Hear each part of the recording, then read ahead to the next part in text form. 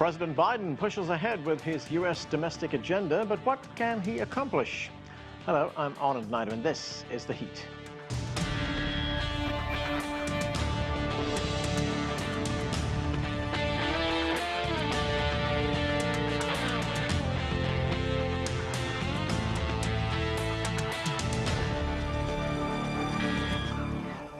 United States President Joe Biden, who has focused heavily on the COVID-19 crisis since taking office, is now trying to make progress with his economic plans. On Monday, Biden praised his administration's efforts at job creation, and he wants Congress to take action on his plan for a huge investment in America's infrastructure. But after another mass shooting in the U.S. over the weekend that left 7 people dead, Biden will face more pressure to deliver on gun control. And there are questions too over immigration reform and the U.S. troop withdrawal from Afghanistan. Of course, there is much to talk about. Let's bring in our panelists now. Joining us from Washington, D.C. is Ameshia Cross. She's a Democratic Party strategist and commentator. With us from New York is Amy Holmes. She is a writer for HBO's Real Time with Bill Maher and a columnist for the Swiss weekly Die Weltwoche. Also joining us here in Washington is Rafael Bernal. He's a reporter for the political newspaper The Hill. And from New York, we are joined too by Aaron Maté. He is a contributor to The Nation magazine and host of Pushback with Aaron Maté on the Grayzone. Thank you, everyone, for joining us. Ameshia Cross, let me start with you. President Biden again talked about his economic agenda on Monday. Let's listen to part of what he had to say. The economy created 266,000 jobs in April. In fact, altogether, since the time we took office, we've created more than 1.5 million jobs in the country. It's the most jobs created in the first 100 days of any president on record. So as expected, Ameshia, President Biden very upbeat on the economy there, but he's also pushing very hard for this massive infrastructure bill, but he's facing opposition from Republicans, even some opposition from members of his own party. At the moment, it's a lot of talk, it's a lot of debate. Is he going to be able to pass any meaningful legislation? Well, I think that, to your point, there is a significant amount of Republican pushback, and considering the razor-thin margins in the Senate in terms of the Democratic lead right now, it is very frustrating to see that across the country, the vaccines got into the arms of millions of Americans, and that's a great thing, and COVID-19 seems to somewhat be in our rear view. But when it comes to jobs and getting America back on track, providing for families and moms who need to work but have childcare issues, serious infrastructure problems with our roads and bridges, but also advancing education, particularly at the pre-K level, and investing in the infrastructure needed to advance our education system at the college level, particularly for the community colleges. There's so much focus that I think this president has put in this infrastructure package to expand the historical definition of infrastructure, because there's a recognition of all the things that go into making America be the strong nation, be the competitive nation that we've been for so long. But I think that what we're going to see from President Biden, even though he's on the road with Kamala Harris, really pushing this bill and pushing this package and talking to people across the country, we're going to see this more than likely have to go through the reconciliation process, because at the end of the day, Republicans are stalwarts. They have dug their heels in the sand. They are not pushing to advance any of his policies, even though they are extremely popular among Republican voters. His problem is the Senate. His problem is not the Republicans in the American electorate. Amy Holmes, as we heard there, President Biden very frustrated by the opposition coming from the Republicans. He says these economic plans are working. We just heard him tell us there that since he came to office, 1.5 million jobs have been created. Why the Republican opposition? Well, Republicans argue that the infrastructure plan, as the previous guest said, it stretches the historical definition of infrastructure, is bloated, and a lot of it is waste, fraud, and abuse, and doesn't fit what most Americans would consider to be infrastructure, only 6% of it. Senate Minority Leader, Mitch McConnell has said that Republicans, they can envision $600 to $800 billion in infrastructure, and even that number is flexible with compromise. But the question is, will the Biden administration compromise on their $2.3 trillion package? And one of the major roadblocks for Biden being able to pass this, huge spending bill is actually not Republicans.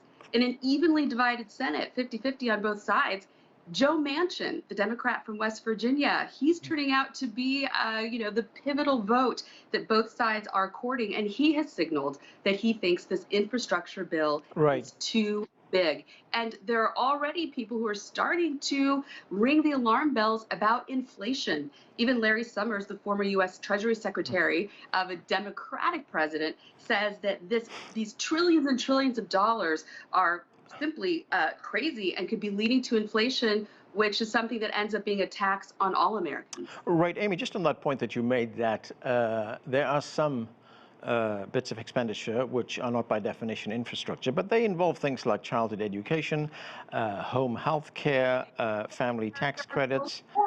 Spending. There are bills for that spending. There are committees in both the House and the Senate, the HELP committee, for example, that crafts bills about education spending. And in point of fact, education spending is supposed to be a state responsibility. The federal government only provides about 7%.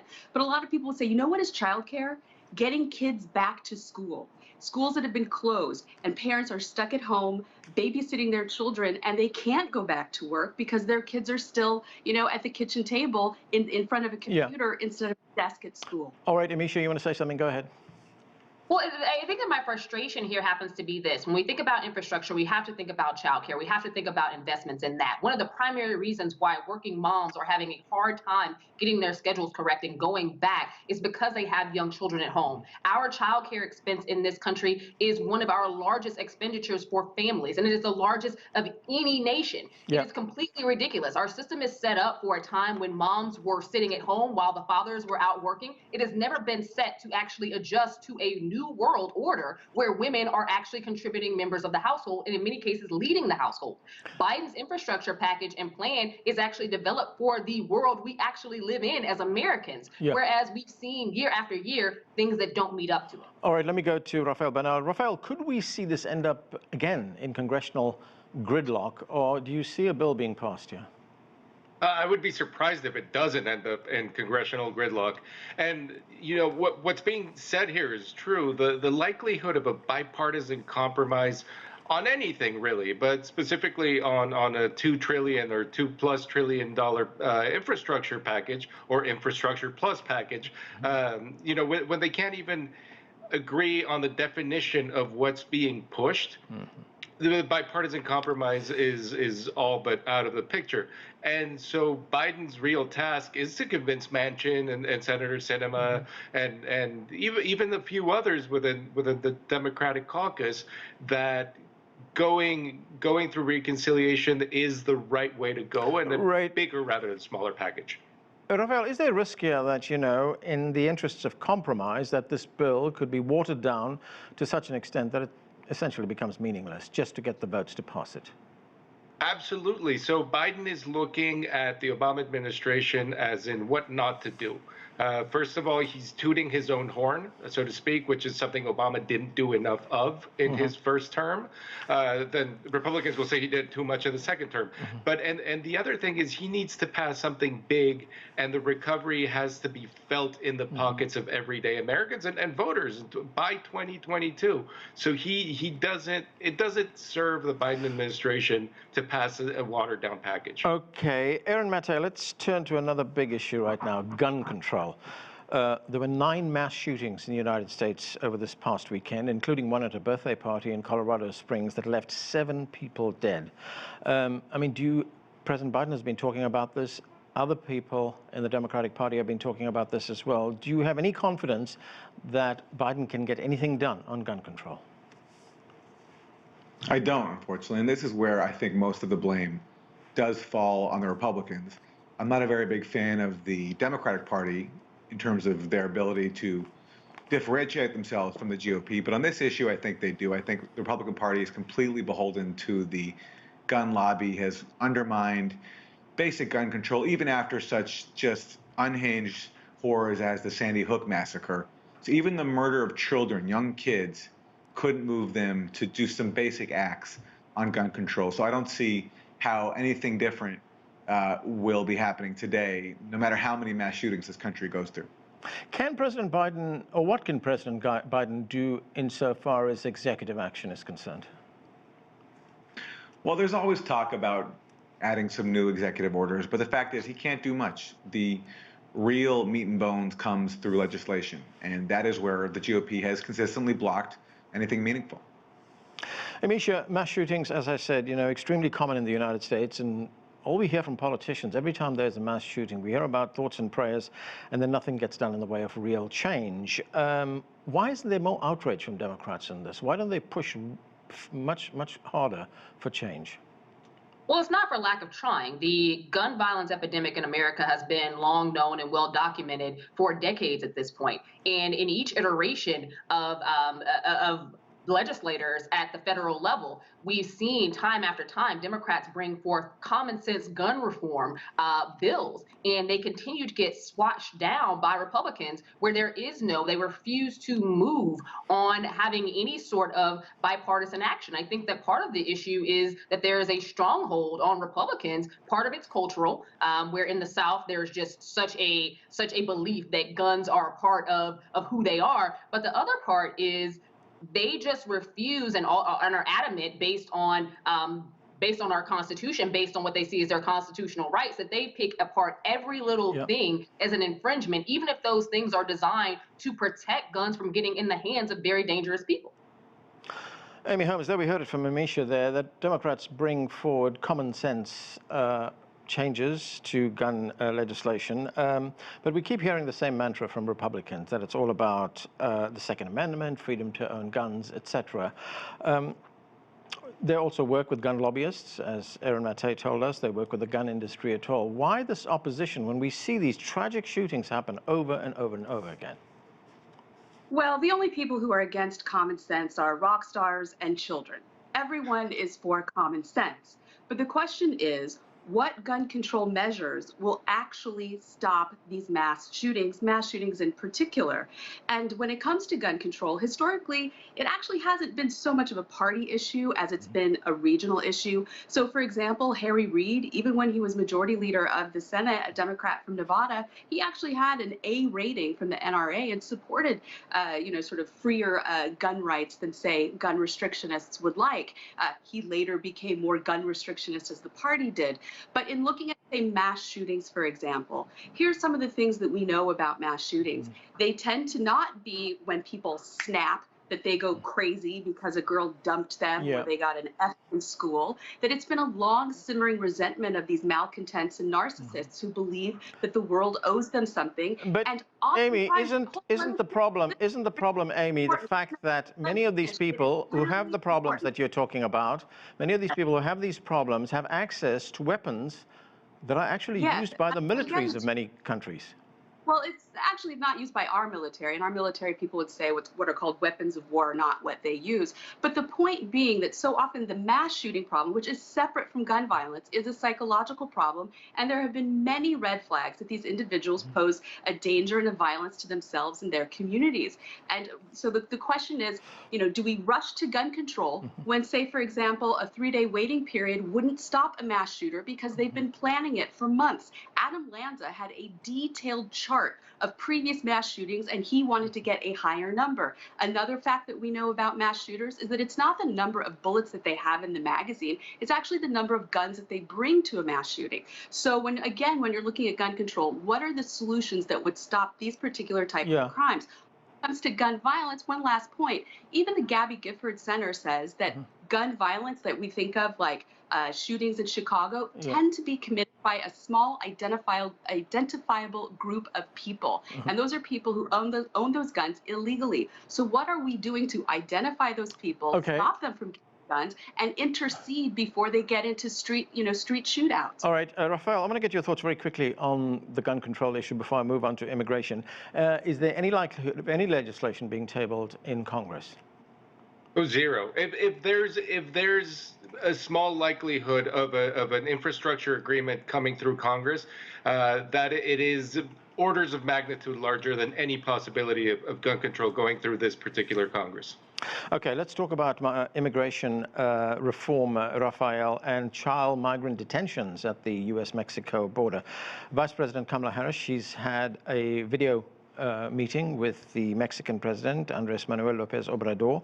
Did they make any progress on what the issues are? Well, Lopez Obrador wasn't out to make progress on these issues. He's thinking about the elections that he has to deal with just over 3 weeks from now.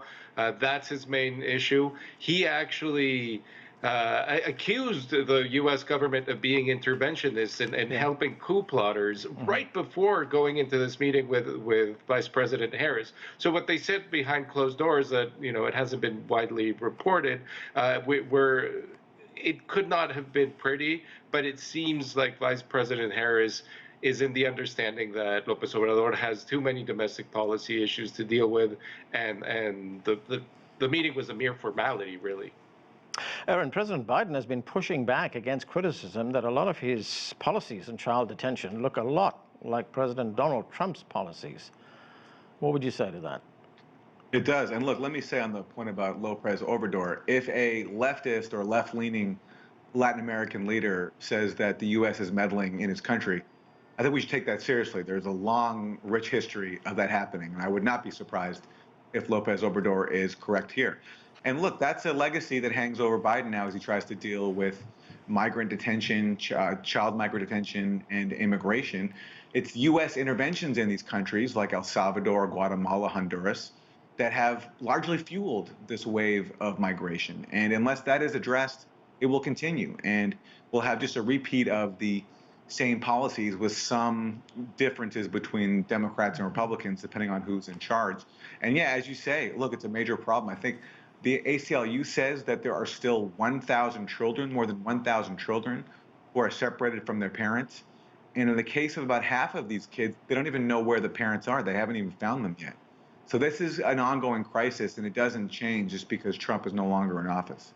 And Aaron, another big issue, of course, is the fact that there is so much drug-related violence in Central America, which is forcing people to leave. Entire places have been emptied. We know that in Central America because of the violence there, and that is being driven by drugs, which comes back to the United States. That's where the consumption is. That's where people are buying these drugs. Absolutely, and that's why it was rich for Kamala Harris to recently try to lecture Guatemala about what they can do to stem migration when, again, so much of the problem is coming from the U.S. As you say, the demand for drugs is the U.S. market, and the cause of people wanting to flee is conditions that have been fostered by the U.S. Decades of U.S. intervention, support for right-wing movements, neoliberal policies that have destroyed economies and farmers. All these things coalesce to form the factors that lead to migration. And, Biden can put on nice pictures on these immigration facilities and speak about immigrants in a nicer way than Donald Trump did, but it still won't address the underlying horror and sadism of U.S. policies towards Central America. Ameshia Cross, if we look back at the Obama-Biden years, we recall that President Obama was referred to as the deporter-in-chief because of the very tough stance he took on the huge number of deportations that his administration was engaged in during that time. Does Biden have a different plan right now? I absolutely think that he does. The issue that Biden has is that at this point, we have so many undocumented immigrants who've been in this country for years upon years and started families. But in addition to that, we have seen surges at the border, in large part due to what was said a moment ago in regards to the violence, in regards to the uptick in drugs and gangs, but also because of just humanitarian issues that we as a nation for decades have created in those areas. So I think that this has to be not only a conversation of rhetoric and looking back at Trump, but also over various administrations. American foreign policy in Central and South America has caused the issues that we're seeing today, and we're going to have to reach back and develop initiatives and policies to help to eradicate some of the reasons why migrants are traveling in the first place. But as it relates to actually drawing down that number of children that are separated from their parents, as of last week, what was it? Only 5 families were reunited. That's 5 out of thousands. This is a huge problem, and I think that the administration definitely has a monster on its hands when it comes to tackling it. Right, Amy, it is a huge problem, but it's also a very big political issue, isn't it? It's a hot-button political issue. We remember the border wall issue with President Donald Trump. And, would President Biden be forced to take a tougher stance because of the politics of this? Well, Vice President Kamala Harris is treating this like a hot potato. When it was announced that she would be, overseeing the administration's response to the border, she said, "Oh, no, no, no. This is a foreign policy issue, and she's going to be talking to foreign leaders, not a domestic policy issue, because she doesn't want that mess on her plate." Look, Kyrsten Sinema, Democratic senator from Arizona, a border state, she was just on a radio show on Thursday, a local show, where she said, "The reality is, this is a crisis at the border." And she recounted how small town mayors in her state at the border, they are so inundated with migrants that are being dropped off by federal authorities where they don't have any resources. They are literally putting them in their own cars and driving them to Tucson and Phoenix where they can get appropriate care and services. And again, another Texas Democrat at the border, Henry Cuellar, he says this administration is playing a shell game when it comes to the children who are here unaccompanied. They say the numbers are going down, when in point of fact, they're literally just moving them from one tent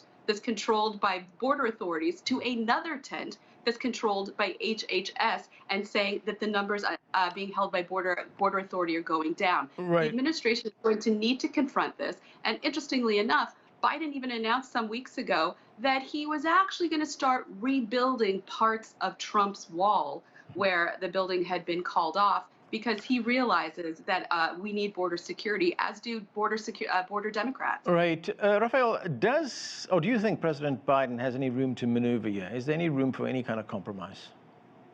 There actually is, because despite what was just said, he has had some success in turning a border crisis into a border management issue.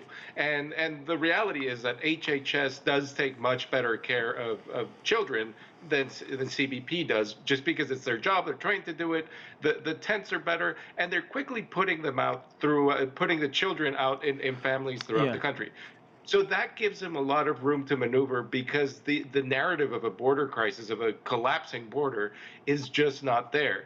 The real danger is, in fact, in Harris's chosen task, which is dealing with these governments in Mexico and Central America that are, in fact, first of all, not really leftist. López Obrador says he's a leftist, but not really. But they're turning increasingly autocratic and destroying their own anti-corruption ventures, just trying to get ahead of the Biden administration's possible sanctions against them and against their elites.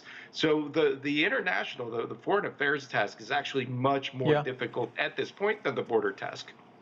Aaron Mate, let's move now on to Afghanistan. As, of course, we are all aware, President Biden announced that he wants all U.S. troops out of Afghanistan by September 11th of this year. But just this past weekend, we saw a horrific bomb attack in the country at a girls' school that left 85 people dead. Is this a portent of what we could expect in the months ahead? I mean, could Biden be forced to delay this pullout? He could, but we should keep in mind that this kind of horror has been going on for 20 years. We were told when the U.S. invaded Afghanistan that the reason we had to go there was to protect women and girls, but that hasn't happened. And in fact, the violence that the U.S. has imposed there has hurt women and girls, and it's allowed groups like the perpetrators of this attack to take advantage of the chaos to carry out their own atrocities. Now, no one has taken responsibility for this particular attack yet, but ISIS does have a history of targeting that same Shia minority. And that's what they've done in all these U.S. war zones, in Iraq and Syria, where the U.S. has engaged. ISIS has taken advantage of the vacuum to carry out its atrocities. So the argument that the U.S. should stay in order to prevent atrocities that it itself helped cause just doesn't pass to me. And sure, people who want to advocate for continued war, and there's plenty of those people in Washington, are going to seize on atrocities like this to justify their warmongering. But the point is, if really the U.S. was there to prevent atrocities, then these atrocities wouldn't have been happening for the last 2 decades. Ameshia, after 20 years of war in Afghanistan, we've heard accusations that the United States is now abandoning the Afghans and the country to the kind of violence that we just saw this past weekend. I mean, what do you make of this move? Is it premature? No, as somebody who was a freshman in high school when we first entered Afghanistan, at this point, I have gotten a bachelor's and 2 masters. Many of the people who I went to high school with have gone on to have middle school students today. We have been in this occupation for a very long time. And I think that if you were to poll, and we've seen results of these polls from both left and right wing voters, the majority of America has wanted us to pull out for a very long time. Heck, our Democrat and Republican leadership has wanted us to pull out for a very long time. This is now the 3rd administration. Obama wanted us to pull out. Donald Trump, to his credit, wanted us to pull out. Joe Biden has actually set a pullout date. This is a bipartisan push to remove us from active participation. I do think that there is going to still be leadership when it comes to action policy-wise. There are going to be questions, and there's going to be a lot that comes up in terms of rhetoric around this situation. But also, I think that at some point we have to recognize that occupation was not the answer. Were we supposed to be there for the next 20 years? Like was said a minute ago, there's been such movement around by al-Qaeda and violence by al-Qaeda for decades now. And I don't think that's going to stop anytime too soon. But I also don't believe that we should continue placing our American troops there in hopes that al-Qaeda is going to dismantle or just disappear, because that has proven itself to be a fallacy time and time again. Amy Holmes, when you look at the kind of violence that we saw over this past weekend, I mean, the one question that must be raised is, after 20 years of war in Afghanistan, what has the U.S. involvement achieved? We're not going to solve the problems of the Middle East. The Middle East will have to do that themselves, and they may never do. And I agree with all of our guests, as do most of the American people, that we are war weary. We have little to show for it, particularly, in light of this last weekend's attacks. What have we gained? Now, it seems to me that, we'll be pulling out our troops. I hope that that's the case. I would prefer that he not set the date of September 11th. I think that just invites some spectacular attack by the enemy to, sort of punctuate the moment. But I would tell our audience it's very likely we will still have CIA assets on the ground. We'll have spooks. We'll have special forces that are sneaking around in the shadows, doing this work and partnering with some unsavory characters in that area to try to, still keep looking after our interests and, frankly, keeping an eye on, as George W. Bush called them, the evildoers, so that they don't hatch another plan, another terrorist plot like 9/11. Okay, and that's where we have to leave it. Thanks to all of you for being with us. Thanks for joining us in another edition of The Heat.